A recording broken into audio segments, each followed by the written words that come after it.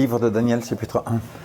La troisième année du règne de Joachim, roi du Juda, Nebuchadnezzar, roi de Babylone, marcha contre Jérusalem et l'assiégea. Le Seigneur livra entre ses mains Joachim, roi du Juda, et une partie des ustensiles de la maison de Dieu. Nebuchadnezzar emporta les ustensiles au pays des Shinar, dans la maison de son Dieu. Il les mit dans la maison du trésor de son Dieu. Le roi donna l'ordre à Ashpenaz, chef des eunuques, d'emmener quelques-uns des enfants d'Israël de la race royale ou de la famille noble. Des jeunes garçons sans défaut corporel, beaux de figure, doués de sagesse, d'intelligence et d'instruction, capables de servir dans le palais du roi, et à qui l'on enseignait les lettres et les langues des Chaldéens. Le roi leur enseigna pour chaque jour une portion des mets de sa table et du vin dont ils buvaient, voulant les élever pendant 3 années, au bout desquelles ils seraient au service du roi. Il y avait parmi eux d'entre les enfants de Juda, Daniel, Anania, Michaël et Azaria. Le chef des eunuques leur donna des noms à Daniel, celui de Belchazar, à Anania, celui de Shadrach, à Michaël, celui de Meshach, à Azaria, celui d'Abed-Nego. Daniel résolut de ne pas se souiller par les mets du roi et du vin dont il buvait, et il pria les chefs des eunuques de ne pas l'obliger à se souiller. Dieu fit trouver à Daniel faveur et grâce devant le chef des eunuques. Le chef des eunuques dit à Daniel, « Je crains mon Seigneur le roi qui a fixé ce que vous devez manger et boire, car pourquoi verrait-il votre visage plus abattu que celui des jeunes gens de votre âge? Vous exposerez ma tête auprès du roi. » Alors Daniel dit à l'intendant et à qui le chef des eunuques avait remis la surveillance de Daniel, de Anania, de Michaël et Azaria. « Éprouve tes serviteurs pendant 10 jours, et qu'on leur donne des légumes à manger et de l'eau à boire. Tu regarderas ensuite votre visage et celui des jeunes gens qui mangent des mets du roi, et tu agiras avec tes serviteurs d'après ce que tu auras vu. » Il leur accorda ce qu'ils demandèrent, il les éprouva pendant 10 jours.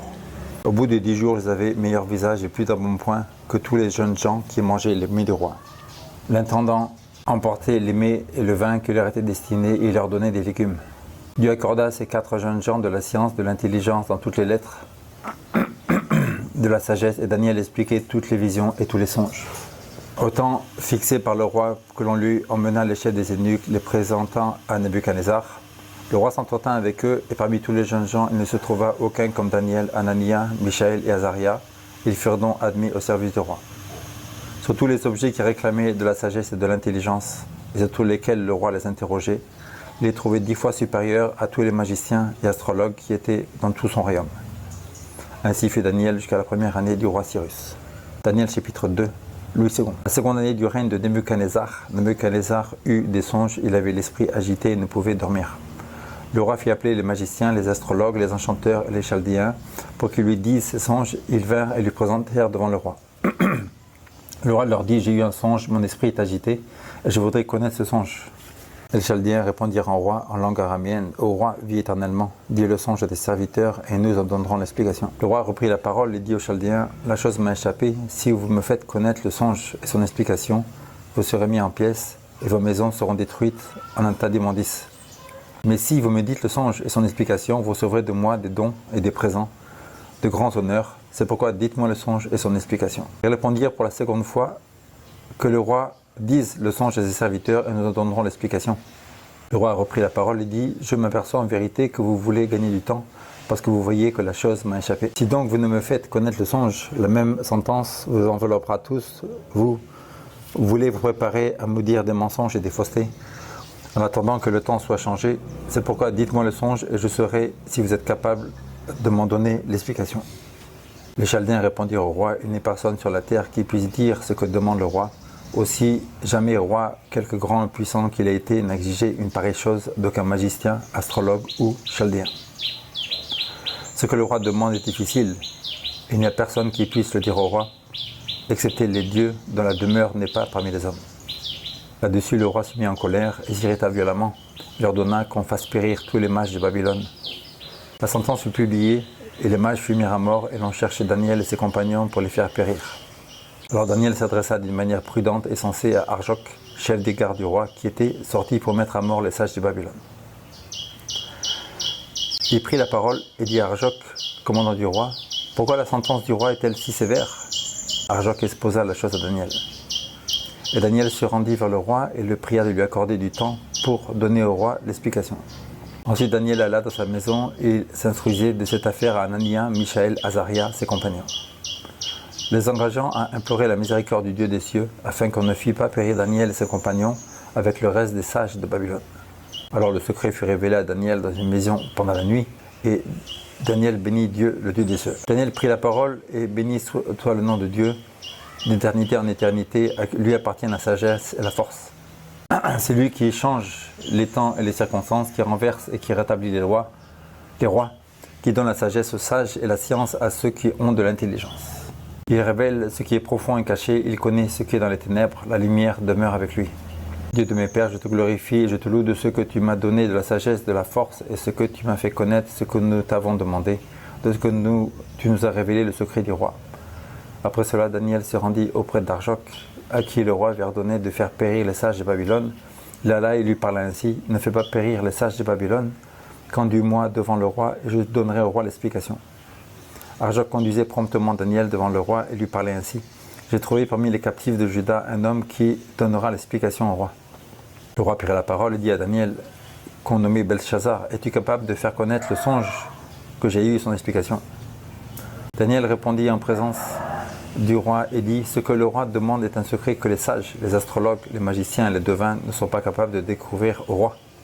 Il y a dans les cieux un Dieu qui révèle les secrets et qui fait connaître au roi Nebuchadnezzar ce qui arrivera dans la suite des temps.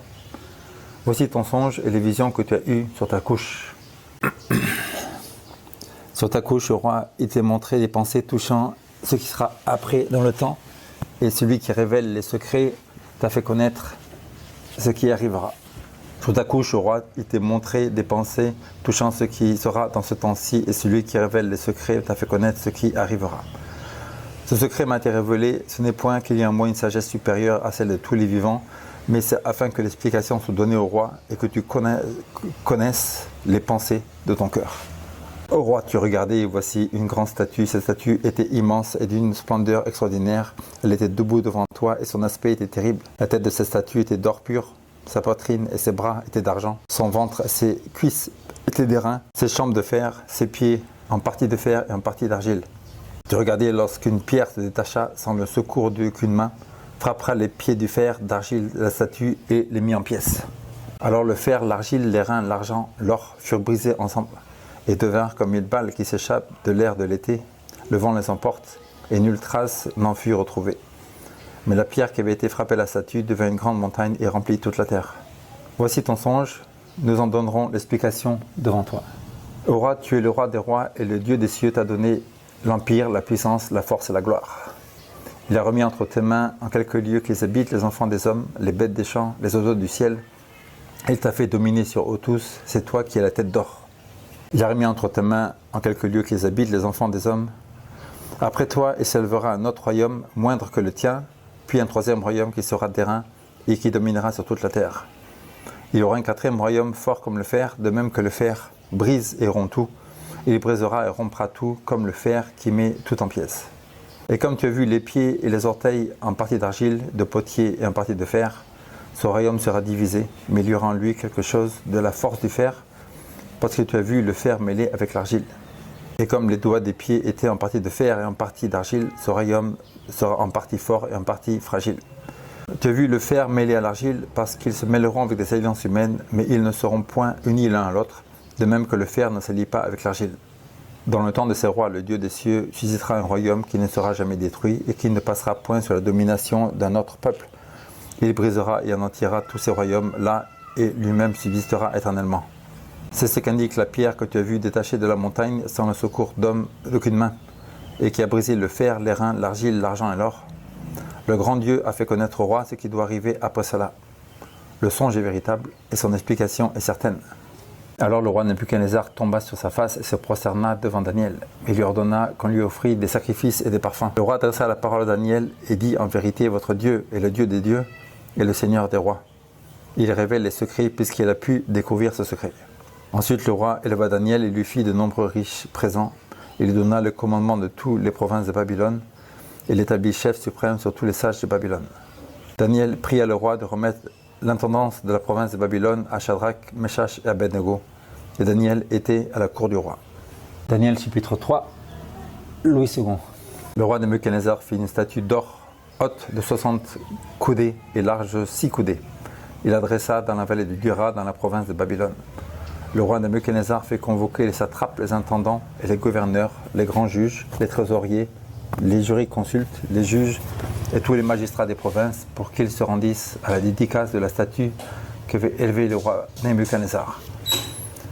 Alors les satrapes, les intendants, les gouverneurs, les grands juges, les trésoriers, les jurisconsultes, les juges et tous les magistrats des provinces s'assemblèrent pour la dédicace de la statue qu'avait élevée le roi Nebuchadnezzar. Ils se placèrent devant la statue qu'avait élevée Nebuchadnezzar. Un hérac cria à haute voix, « Voici ce qu'on vous ordonne, peuple, nation, hommes de toute langue. Au moment où vous entendez le son de la trompette, du chalumeau, de la guitare, de sambuc, psalterion, cornemuse et toutes sortes d'instruments de musique, vous vous prosternerez et vous adorerez la statue d'or qu'a élevée le roi Nebuchadnezzar. Quiconque ne se prosterne pas et n'adore pas sera jeté à l'instant même au milieu d'une fournaise ardente.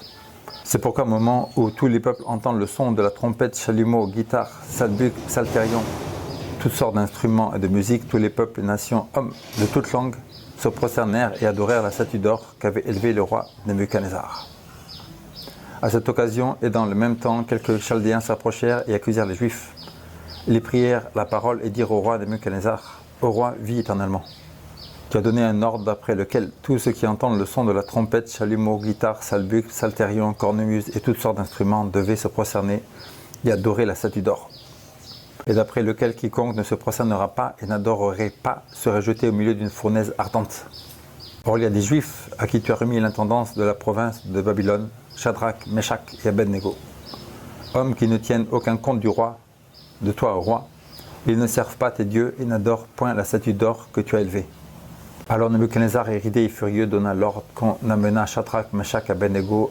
Ces hommes furent amenés devant le roi.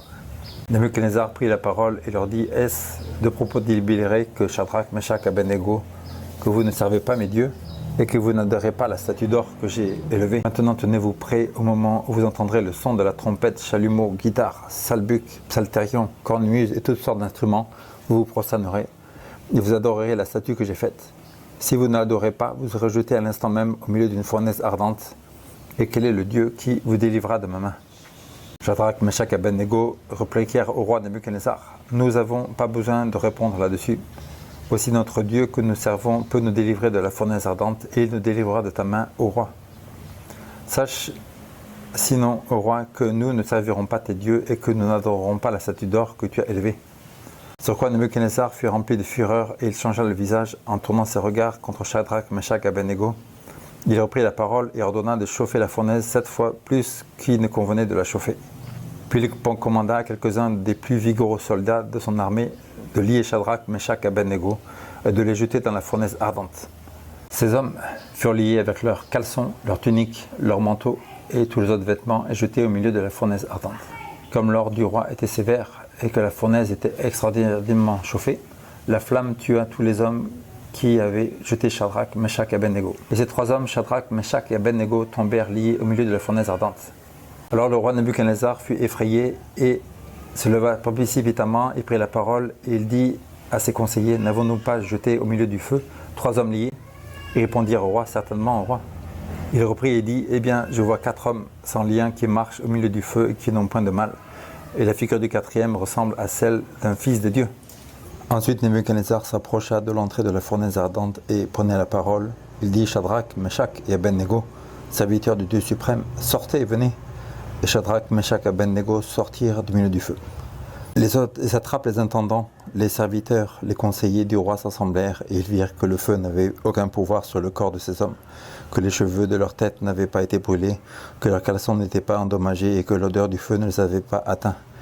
Nebuchadnezzar prit la parole et dit, « Béni soit le Dieu de Shadrach, Meshach et d'Abednego, lequel a envoyé son ange et délivré ses serviteurs qui ont eu confiance en lui et qui ont violé l'ordre du roi et livré leur corps plutôt que de servir et d'adorer d'autres dieux que leur Dieu.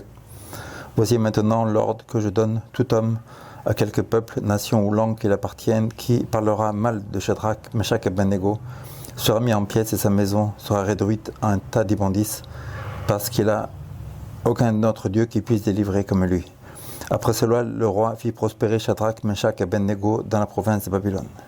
Daniel chapitre 4. Nebuchadnezzar, roi à tous les peuples, les nations, aux hommes de toutes les langues qui habitent sur la terre, que la paix vous a donné avec abondance.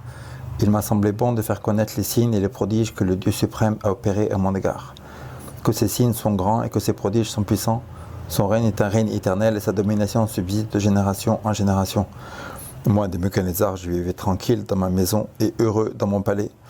J'ai eu un songe qui m'a effrayé et les pensées dont j'étais poursuivi sur ma couche, mais les visions de mon esprit me remplissaient d'épouvante. J'ordonnai qu'on fît venir devant moi tous les sages de Babylone afin qu'on me donnasse l'explication du songe. Alors vinrent les magiciens, les astrologues, les chaldéens et les devins. Je leur dis le songe et ils ne m'en donnèrent point l'explication. En dernier lieu se présenta devant moi Daniel nommé Belchazzar, d'après le nom de mon Dieu, en qui a l'esprit des dieux saints, je lui dis le songe. Belchazzar, chef des magiciens, qui a en toi, je le sais, l'esprit des dieux saints, et pour qui aucun secret n'est difficile, donne-moi l'explication des visions que j'ai eues en songe. Voici les visions de mon esprit pendant que j'étais sur ma couche. Je regardais, et voici, il y avait au milieu de la terre un arbre d'une grande hauteur. Cet arbre était devenu grand et fort. Sa cime s'élevait jusqu'aux cieux, et on le voyait des extrémités de toute la terre. Son feuillage était beau et ses fruits abondants, il portait de la nourriture pour tous. Tous les bêtes des champs s'abritaient sous son ombre, les oiseaux du ciel faisaient leur demeure parmi les branches, et tout être vivant tirait de lui sa nourriture. Dans les visions de mon esprit que j'avais eues sur ma couche, je regardais, et voici, un de ceux qui veillaient, qui sont saints, descendit des cieux.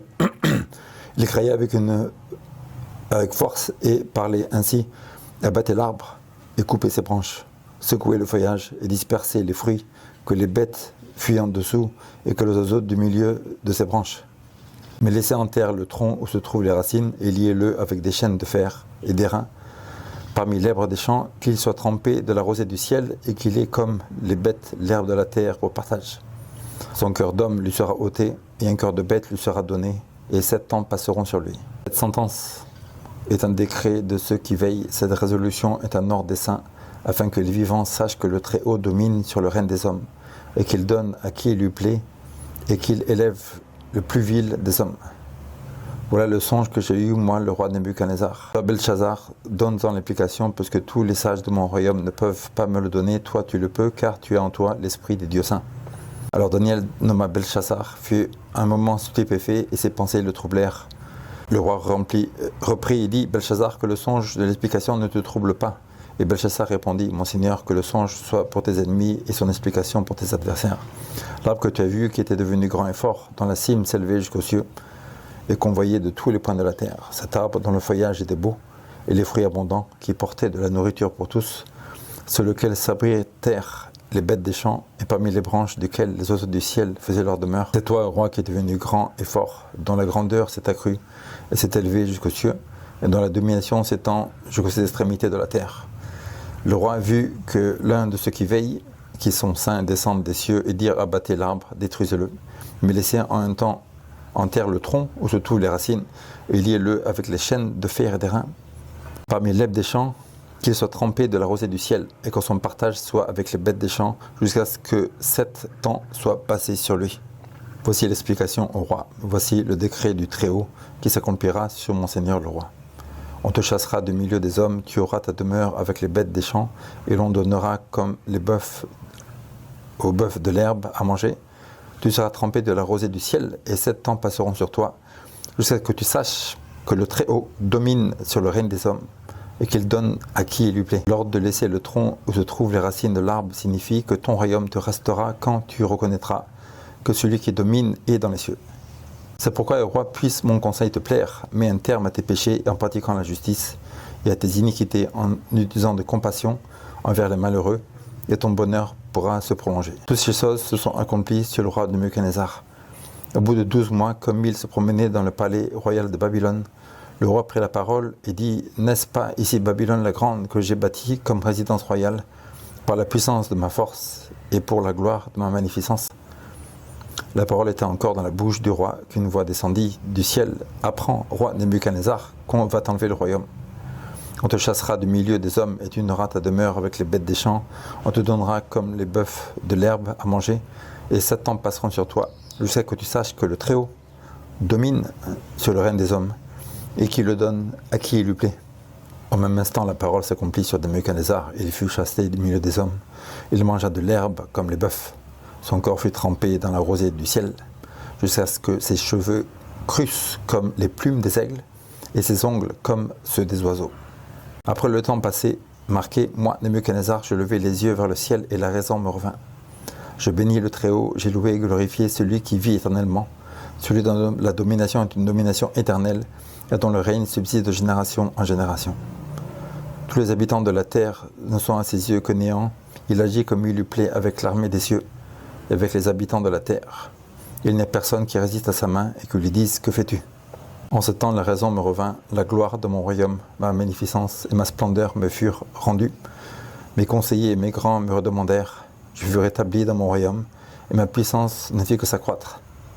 Maintenant, moi, Nebuchadnezzar, je loue, j'exalte et je glorifie le roi des cieux, dont toutes les œuvres sont vraies et les voies justes, et qui peut abaisser ceux qui marchent avec orgueil. Daniel chapitre 5, version Louis II.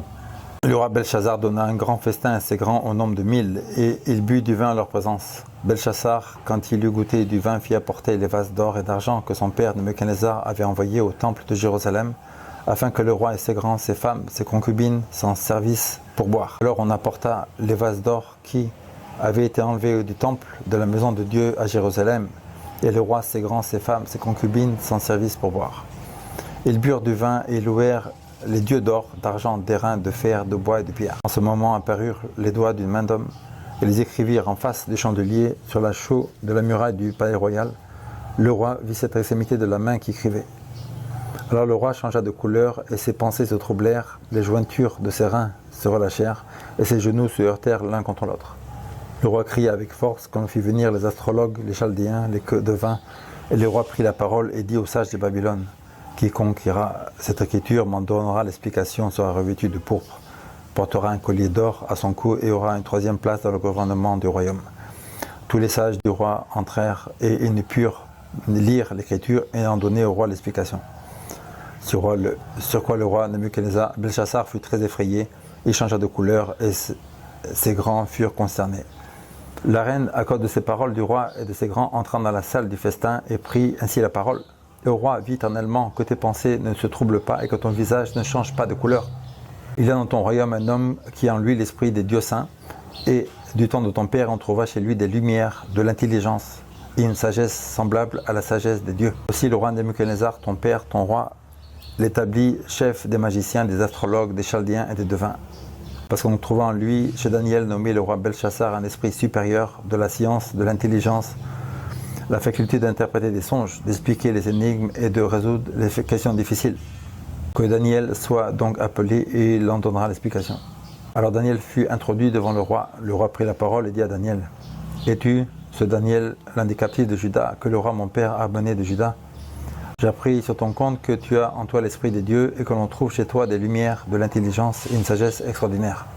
On vient d'amener devant moi des sages, des astrologues, afin qu'ils lussent cette écriture et en donnassent l'explication, mais ils n'ont pas pu donner l'explication des mots.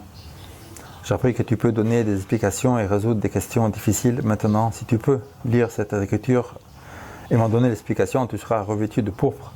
Tu porteras un collier d'or à ton cou et tu auras une troisième place dans le gouvernement du royaume. Daniel répondit en présence du roi: garde tes dons et accorde à un autre tes présents. Je lirai néanmoins l'écriture du roi et je lui en donnerai l'explication. Au roi, le Dieu suprême avait donné à Nebuchadnezzar, ton père, l'empire, la grandeur, la gloire et la magnificence. À cause de ta grandeur qu'il lui avait donnée, tous les peuples, les nations, les hommes et les langues étaient dans la crainte et tremblaient devant lui. Le roi faisait mourir ce qu'il voulait et il laissait la vie à ceux qu'il voulait. Il élevait ce qu'il lui voulait et il abaissait ce qu'il voulait. Mais lorsque ton cœur s'éleva et que son esprit s'endurcit jusqu'à l'arrogance, il fut précipité de son trône royal et dépouillé de sa gloire. Il fut chassé du milieu des enfants des hommes, son cœur devint semblable à celui des bêtes, et sa demeure fut avec les ânes sauvages. On lui donna comme des bœufs de l'herbe à manger, et son corps fut trempé dans la rosée du ciel, jusqu'à qu'il reconnaisse que le Dieu suprême domine sur le roi, règne des hommes, et qu'il lui donne à qui il plaît. Et toi, Belchazzar, son fils, tu n'as pas humilié ton cœur jusqu'à que tu susses toutes ces choses. Tu t'es élevé contre le Seigneur des cieux, une vase de ta maison a été appelée devant toi, et vous tous servis pour boire du vin, toi et tes grands, tes femmes, tes concubines, tu as loué les dieux d'argent, d'or, d'airain, de fer, de bois, d'argent, de pierre, qui ne voient point, qui n'entendent point et qui ne savent point, et tu n'as pas glorifié le Dieu qui a dans sa main le souffle de toutes ses voix. C'est pourquoi il a envoyé cette extrémité de ta main qui a tracé cette écriture. Voici l'écriture qui a été tracée, comptée, comptée, pesée et divisée. Et voici l'explication de ces mots. Comptée, Dieu a compté ton règne et il a mis fin. Pesé, tu as été pesé dans la balance et tu as été trouvé léger. Divisé, ton royaume sera divisé, donné aux Mèdes et aux Perses. Aussitôt Belchassar donna des ordres que l'on revêtit Daniel de pourpre et on lui mit au cou un collier d'or et on lui publia qu'il eut la 3e place dans le gouvernement du royaume. Cette même nuit, Belchassar, roi des Chaldéens, fut tué. Et Darius le Mède s'empara du royaume, étant chargé de 62 ans. Daniel chapitre 6, version Louis II. Darius trouva bon de rétablir sur le royaume 120 satrapes et devait être dans tout le royaume. Il mit à leur tête 3 chefs au nombre desquels était Daniel, et ces satrapes lui rendirent compte afin que le roi ne souffrit aucun dommage. Daniel surpassait les chefs et les satrapes parce qu'il y avait en lui un esprit supérieur. Et le roi pensait à l'établir sur tout le royaume. Alors les chefs et les satrapes cherchèrent une occasion d'accuser Daniel en ce qui concernait les affaires du royaume. Mais ils ne purent trouver aucune occasion ni aucune chose à reprendre, parce qu'il était fidèle et qu'on apercevait en lui ni une faute, ni rien de mauvais. Ces hommes dirent, nous ne trouvons aucune occasion contre ce Daniel, à moins que nous n'en trouvions une dans la loi de son Dieu. Puis ces chefs et satrapes se rendirent mutuellement auprès du roi et lui parlèrent. Ainsi, roi Darius vit éternellement. Tous les chefs du royaume, les intendants, les satrapes, conseillers, gouverneurs sont d'avis qu'il soit publié un édit royal avec une défense sévère, pourtant que quiconque dans l'espace de 30 jours adressera des prières à quelque dieu ou à quelque homme, excepté à toi, au roi, sera jeté dans la fosse au lion. Maintenant, au roi confirme la défense et écrit le décret afin qu'il soit irrévocable, selon la loi des Mèdes et des Perses qui est immuable. Là-dessus, le roi Darius écrivait au décret et la défense. Lorsque Daniel sut que le décret était écrit, il se retira dans sa maison et ses fenêtres de sa chambre supérieure étaient ouvertes dans la direction de Jérusalem. Et 3 fois le jour, il se mettait à genoux et il priait et il louait son Dieu comme il le faisait auparavant. Alors ces hommes entrèrent tumultueusement et trouvèrent Daniel qui priait et invoquait son Dieu. Ils se présentèrent devant le roi et lui dirent au sujet de la défense royale, « N'as-tu pas écrit une défense portant que quiconque dans l'espace de 30 jours adressera des prières à quelque dieu ou à quelque homme, excepté à toi, au roi, sera jeté dans la fosse au lion ?» Le roi répondit, « La chose est certaine, selon la loi des Mèdes et des Perses qui est immuable. » Ils prirent de nouveau la parole et dirent au roi, « Daniel, l'un des captifs de Juda, n'a tenu aucun compte de toi, au roi, ni de la défense que tu as écrite, et il fait sa prière 3 fois par jour. » Le roi fut très affligé quand il entendit cela. Il prit à cœur de délivrer Daniel jusqu'au coucher du soleil et s'efforça de le sauver. Mais ces hommes insistèrent auprès du roi et lui dirent, « Sache, au roi, que la loi des Mèdes et des Perses exige que toute défense ou tout décret confirmé par le roi sera irrévocable. » Alors le roi donna l'ordre qu'on amena Daniel, qu'on le jeta dans la fosse au lion. Le roi prit la parole et dit à Daniel, « Puisse ton Dieu que tu as pris avec persévérance te délivrer. » On apporta une pierre, on la mit sur l'ouverture de la fosse. Le roi scella de son anneau et de l'anneau de ses écrans, afin que rien ne fût changé à l'égard de Daniel. Le roi se rendit ensuite dans son palais, il passa la nuit à jeun, et il fit point venir ses concubines auprès de lui, et il ne lui put se livrer au sommeil. Le roi ne buva point du jour avec l'aurore, et il alla précipitamment à la fosse au lion. On s'approcha de la fosse, on appela Daniel d'une voix triste. Le roi prit la parole et dit à Daniel, « Daniel, serviteur de Dieu, vivant ton Dieu, puisque tu sers avec persévérance, as-tu pu te délivrer des lions ?» Et Daniel dit au roi, « Roi, vis éternellement. Mon Dieu a envoyé son ange et fermé la gueule aux lions, et ils n'ont point fait aucun mal parce qu'il était trouvé innocent devant lui. Et devant toi, mon plus au roi, je n'ai rien fait de mauvais. » Alors le roi fut très joyeux, il ordonna qu'on fit sortir Daniel de la fosse. Daniel fut retiré de la fosse et on ne trouva sur lui aucune blessure parce qu'il avait eu confiance en son Dieu. Le roi ordonna que ces hommes avaient accusé Daniel fussent amenés jetés dans la fosse au lion. Eux, leurs enfants, leurs femmes, et ayant ce qu'ils fussent parvenus au fond de la fosse, les lions les saisirent et brisèrent tous leurs os. Après cela, le roi Darius écrivait à tous les peuples, à toutes les nations, à tous les hommes de toute langue qui habitaient sur la surface de la terre, que la paix vous soit donnée en abondance. J'ordonne dans toute l'étendue de mon royaume, on est de la crainte et de la frayeur pour le Dieu de Daniel, car il est le Dieu vivant, il subsiste éternellement, son royaume ne sera jamais détruit, sa domination durera jusqu'à la fin. C'est lui qui délivre et qui sauve, qui opère des signes et des prodiges dans tous les cieux de la terre. C'est lui qui a délivré Daniel de la puissance des lions. Daniel prospéra sous le règne de Darius et sous le règne de Cyrus le Perse. Daniel chapitre 7, version du second. La première année de Belchassar, roi de Babylone, Daniel eut un songe et des visions dans son esprit pendant qu'il était sur sa couche. Ensuite, il écrivit le songe et raconta les principales choses. Daniel commença et dit, « Je regardais pendant ma vision nocturne, et voici, les 4 vents des cieux furent irruption sur les grandes mers. Les 4 grands animaux sortirent de la mer, différents l'un de l'autre. Le premier était semblable à un lion, il y avait des ailes d'aigle. Je regardais jusqu'au moment où ses ailes furent attachées.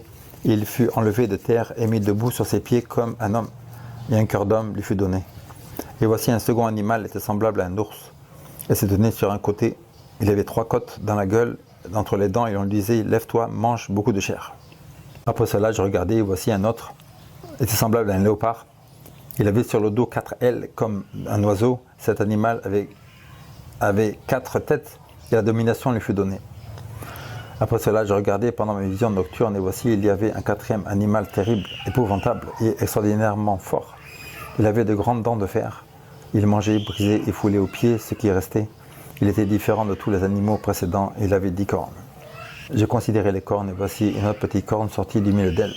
Les 3 des premières cornes furent arrachées de devant cette corne, et voici, elle avait des yeux comme des yeux d'homme, et une bouche qui parlait avec arrogance.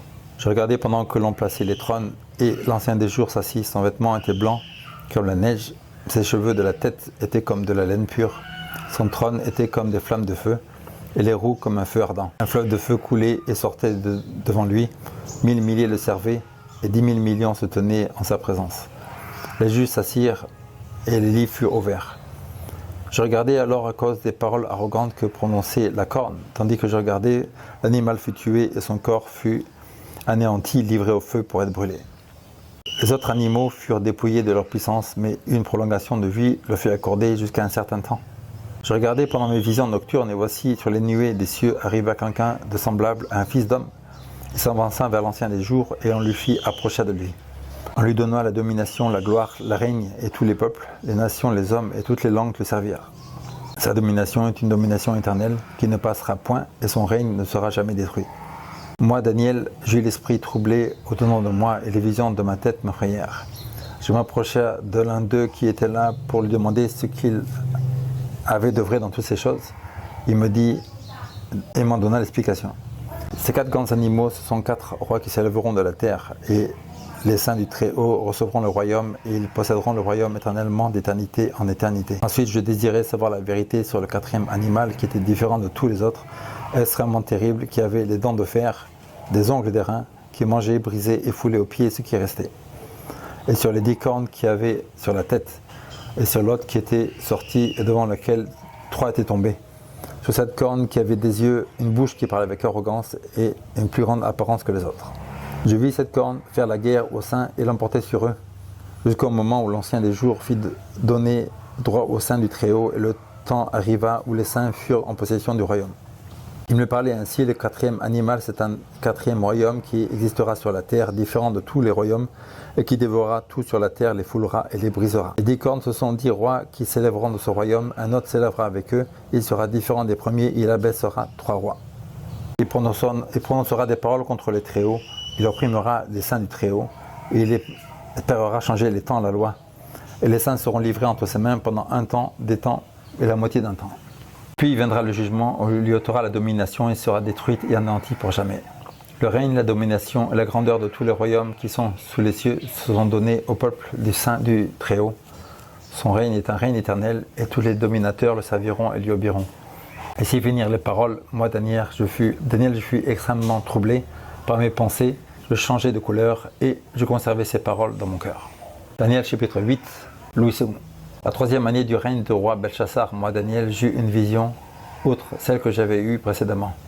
Lorsque j'eus cette vision, il me semblait que j'étais à Suse, la capitale dans la province d'Élam, et pendant ma vision, je me trouvais près du fleuve d'Ulaï. Je levai les yeux et je regardais, et voici un bélier se tenait devant le fleuve. Il y avait des cornes. Ces cornes étaient hautes, mais l'une était plus haute que l'autre, et elle se lèvera la dernière. Je vis le bélier qui frappait de ses cornes à l'Occident, au septentrion et au Midi. Aucun animal ne pouvait lui résister. Il n'y avait personne pour délivrer ses victimes. Il faisait ce qu'il voulait et il devint puissant. Comme je regardais attentivement, voici un bouc venant de l'Occident et parcourant toute la terre sur la surface, sans la toucher. Ce bouc avait une grande corne entre les yeux. Il arriva jusqu'au bélier qui avait des cornes et que j'avais vu devant ce fleuve et il courut sur lui dans toute sa fureur. Je le vis s'approcher du bélier, s'irriter contre lui. Il frappa le bélier et le brisa les deux cornes sans que le bélier eût la force de lui résister. Il le jeta par terre et le foula. Il n'y eut personne pour délivrer le bélier. Le bouc devint très puissant, mais lorsqu'il fut puissant, sa grande corne se brisa. 4 grandes cornes s'élevaient pour la remplacer et aux 4 vents des cieux. De l'une d'elles sortit une petite corne qui s'agrandit beaucoup vers le midi, vers l'Orient et vers le plus beau des pays. Elle se va jusqu'à l'armée des cieux. Il fut tombé à terre une partie de cette armée des étoiles et la foula. Elle se leva jusqu'au chef de l'armée, il lui enleva le sacrifice perpétuel, la renversa le lieu de son sanctuaire. L'armée fut livrée avec le sacrifice perpétuel. À cause des péchés, la corne jeta la vérité par terre et réussit dans ses entreprises. J'entendis parler un autre saint qui dit et qui parlait: pendant combien de temps s'accomplira la vision sur le sacrifice perpétuel et sur le péché dévastateur? Jusqu'à quand le sanctuaire et l'armée seront foulés? Il me dit 2300 soir et matin et le sanctuaire sera purifié. Tandis que moi, Daniel, j'avais cette vision et que je cherchais la compréhension, voici quelqu'un qui avait l'apparence d'un homme se tenait devant moi. Et j'entendis la voix d'un homme au milieu de l'œil qui criait et dit: Daniel, explique-lui cette vision.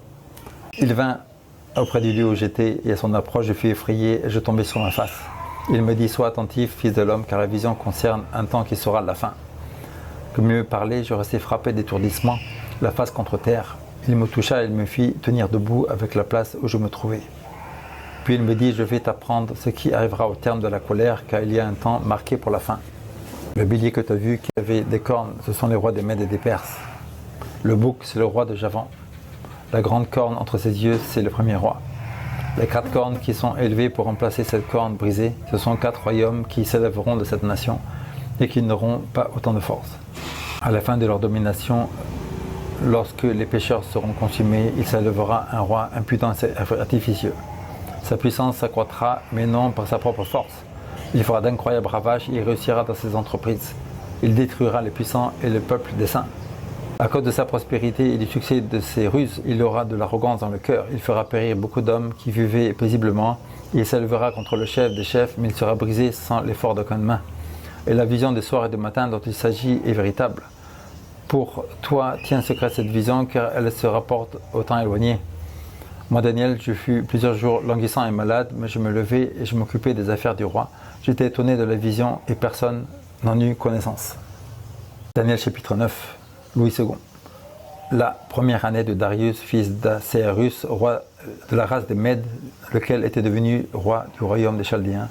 La première année de son règne, moi, Daniel, je vis les livres qui devaient s'écouler 70 ans pour les ruines de Jérusalem, d'après le nombre des années dont l'Éternel m'avait parlé Jérémie le prophète. Je tournai ma face vers le Seigneur Dieu afin de recourir à la prière et aux supplications en jeûnant et en prenant le sac et la cendre. Je priai l'Éternel mon Dieu et je lui fis cette confession: Seigneur Dieu grand et redoutable, toi qui gardes ton alliance et qui fais miséricorde à ceux qui t'aiment et qui observent tes commandements. Nous avons péché, nous avons commis l'iniquité, nous avons été méchants et rebelles. Nous nous sommes détournés de tes commandements et de tes ordonnances. Nous n'avons pas écouté tes serviteurs, les prophètes, qui ont parlé en ton nom à nos rois, à nos chefs, à nos pères et à tout le peuple du pays. À toi, Seigneur, la justice, et à nous la confusion de face en ce jour, aux hommes de Juda, aux habitants de Jérusalem et à tout Israël, à ceux qui sont près et à ceux qui sont loin, dans tous les pays où tu les as chassés, à cause des infidélités dont ils se sont rendus coupables envers toi. Seigneur, à nous la confusion de face, à nos rois et à nos chefs, à nos pères, parce que nous avons péché contre toi. Auprès du Seigneur notre Dieu, la miséricorde et le pardon, car nous avons été rebelles envers lui. Nous n'avons pas écouté la voix de l'Éternel notre Dieu, pour suivre ses lois qu'il a mises devant nous par ses serviteurs les prophètes. Tout Israël a transgressé la loi et s'est détourné pour ne pas écouter la voix. Alors se sont répandues sur nous les malédictions et les imprécations qui sont écrites dans la loi de Moïse, serviteur de Dieu, parce que nous avons péché contre Dieu. Il a accompli les paroles qu'il avait prononcées contre nous et contre nos chefs pour qui nous ont gouvernés. Il a fait venir sur nous une grande calamité. Il n'en est rien arrivé sur le ciel entier, une semblable à celle qui est arrivée à Jérusalem. Comme cela est écrit dans la loi de Moïse, toute cette calamité est venue sur nous et nous n'avons pas imploré l'Éternel notre Dieu Nous ne nous sommes pas détournés de nos iniquités, nous n'avons pas été attentifs à la vérité. L'Éternel a veillé sur cette calamité et il a fait venir sur nous, car l'Éternel, notre Dieu, est juste dans toutes les choses qu'il a faites, mais nous n'avons pas écouté sa voix. Et maintenant, Seigneur notre Dieu, toi qui as fait sortir ton peuple du pays d'Égypte par ta main puissante et qui t'a fait un nom comme il est aujourd'hui, nous avons péché, nous avons commis l'iniquité. Seigneur, selon ta grande miséricorde, que ta colère et ta fureur se détournent de la ville de Jérusalem, de ta montagne sainte, car à cause de nos péchés et de nos iniquités, de nos pères, Jérusalem et ton peuple sont en opprobre à tous ceux qui nous entourent. Maintenant donc, ô notre Dieu, écoute la prière et tes supplications de ton serviteur, et pour l'amour du Seigneur, fais briller ta face sur ton sanctuaire dévasté. Mon Dieu, prête l'oreille et écoute, ouvre les yeux et regarde tes ruines, regarde la ville sur laquelle ton nom est invoqué. Car ce n'est pas à cause de notre justice que nous te présentons nos supplications, c'est à cause de tes grandes compassions.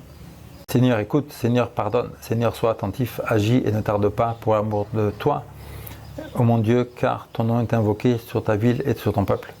Je parlais encore, je priais, je confessais mon péché et le péché de mon peuple d'Israël, et je présentais mes supplications à l'Éternel, mon Dieu, en faveur de la sainte montagne de mon Dieu. Je parlais encore dans ma prière quand l'homme Gabriel, que j'avais vu précédemment dans une vision, s'approcha de moi d'un vol rapide et au moment de l'offrande du soir. Il m'instruisit et s'entretint avec moi et me dit « Daniel, je suis venu maintenant pour ouvrir ton intelligence. Lorsque tu as commencé à prier, la parole est sortie et je viens pour t'annoncer que tu es bien-aimé. Sois attentif à ma parole et comprends la vision. 70 semaines ont été fixées sur ton peuple, sur ta ville sainte, pour faire cesser la transgression et mettre fin au péché, pour expier l'iniquité et amener à la justice éternelle, pour sceller la vision à le prophète et pour oindre le Saint des Saints. Sache-le donc et comprends, depuis le moment où la parole a été annoncée que Jérusalem sera rebâtie, jusqu'au oint, au conducteur, il y a 7 semaines et 62 semaines. Les places et les fossés seront établis, mais en des temps fâcheux. Après les 62 semaines, un oint sera retranché, il n'aura pas de successeur. Le peuple d'un chef qui viendra détruira la ville et le sanctuaire, et sa fin arrivera comme par une inondation. Il est arrêté que les dévastations dureront jusqu'au terme de la guerre. Il fera une solide alliance avec plusieurs pour 1 semaine, et durant la moitié de la semaine, il fera cesser le sacrifice et l'offrande. Le dévastateur commettra des choses les plus abominables, jusqu'à que la ruine et ce qui a été résolu fondent sur le dévastateur. Daniel chapitre 10, Louis II. La 3e année de Cyrus, roi de Perse, une parole fut révélée à Daniel qu'on nommait Belchassar. Cette parole était véritable, annonce une grande calamité, qu'il fut attentif à cette parole et il eut l'intelligence de la vision. En ce temps-là, moi Daniel, je fus 3 semaines dans le deuil. Je ne mangeai aucun mets délicat. Il n'entra ni viande ni vin dans ma bouche et je ne boignis point jusqu'à ce que les 3 semaines furent accomplies. Le 24e jour du 1er mois, j'étais au bord du grand fleuve qui est Hiddekel. Je levai les yeux et je regardai, et voici, il y avait un homme vêtu de lin, ayant sur ses reins les ceintures d'or du phase. Son corps était comme une chrysolite, son visage brillait comme l'éclair, ses yeux étaient comme des flammes de feu, ses bras et ses pieds ressemblaient à de l'airain poli, et le son de sa voix était comme un bruit de multitude. Moi, Daniel, je pris la vision, et les hommes qui étaient avec moi ne la virent pas, mais ils furent saisis d'une grande frayeur, et ils prirent la fuite pour se cacher. Je restai seul, je vis cette grande vision, les forces me manquèrent, mon visage se chança de couleur et fut décomposé, et je perdis toute vigueur. J'entendis le son des paroles, et comme j'entendais le son de ces paroles, je tombai frappé d'étourdissement la face contre terre. Et voici une main me toucha et secoua mes genoux et mes mains, et puis il me dit, Daniel, homme bien-aimé, sois attentif aux paroles que je vais te dire. Tiens-toi debout de la place où tu es, car je suis maintenant envoyé vers toi. Lorsqu'il m'eut ainsi parlé, je me tins debout en tremblant. Il me dit, Daniel, ne crains pas, car en premier jour où j'ai eu le cœur à te comprendre et de me humilier devant ton Dieu, tes paroles ont été entendues, et c'est à cause de tes paroles que je viens. Le chef du royaume de Perse m'a résisté 21 jours, mais voici Michaël, l'un des principaux chefs, est venu à mon secours, et je suis demeuré là, auprès du roi de Perse. Je viens maintenant pour te faire connaître ce qui doit arriver à ton peuple dans la suite des temps, car la vision concerne encore ce temps-là. Tandis qu'il m'adressait la parole, je dirigeais mes regards vers la terre et je gardais le silence. Et voici quelqu'un qui avait l'apparence des fils de l'homme toucha mes lèvres. J'ouvris ma bouche, je parlais et je dis à celui qui se tenait devant moi, « Mon Seigneur, la vision m'a rempli d'effroi et j'ai perdu toute vigueur.